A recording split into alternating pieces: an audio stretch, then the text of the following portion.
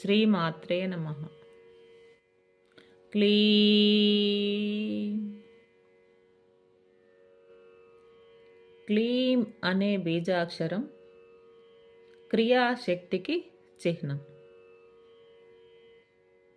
దేవి భాగవతంలో ఒక రాకుమారుడు క్లీ క్లీ అంటే దేవి ప్రత్యక్షమై క్లీం అని పలికిస్తుంది.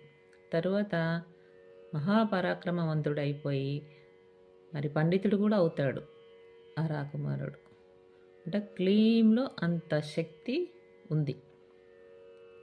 సౌందర్యం, ప్రేమ, మానవ సంబంధాలు, ఏదైనా విజయాలు సాధించాలన్నా, పనులు సఫలీకృతం కావాలన్నా క్లీం బీజాక్షరాన్ని జపిస్తే పనులు తొందరగా పూర్తవుతాయి అంటారు. స్వస్తి.